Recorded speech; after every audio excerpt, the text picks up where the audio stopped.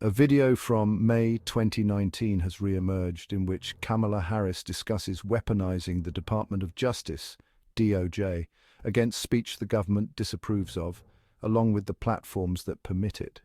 Meanwhile, just 1 month before a heated presidential election, the U.S. Department of Defense has issued a directive authorizing military defense intelligence components to use lethal force against U.S. citizens if requested by local or state law enforcement in an emergency. But before diving into this, let's review the resurfaced footage of Kamala Harris revealing her inner authoritarian. During a speech at the NAACP's annual Fight for Freedom Fund dinner in Detroit in May 2019, Harris declared, "We will put the Department of Justice of the United States back in the business of justice.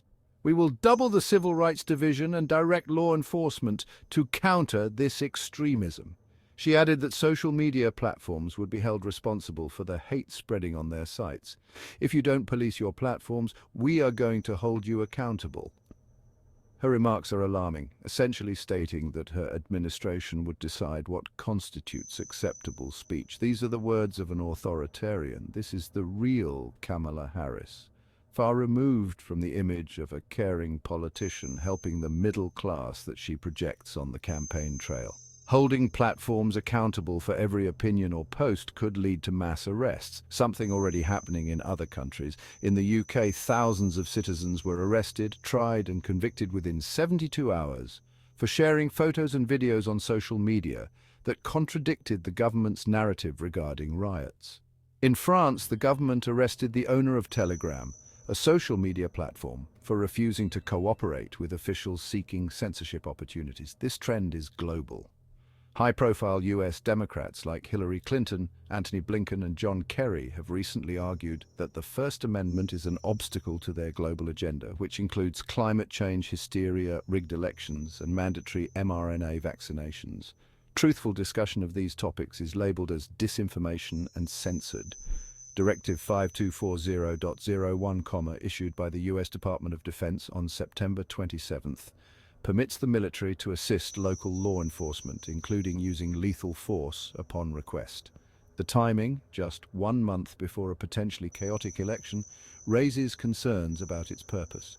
The directive outlines that military personnel may assist when lives are in danger, including in situations where lethal force is likely.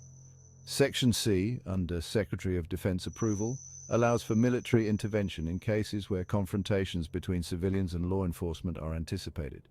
The directive is particularly concerning given the DOJ's recent shift from prosecuting foreign terrorists to targeting domestic threats, mainly patriotic conservative Americans.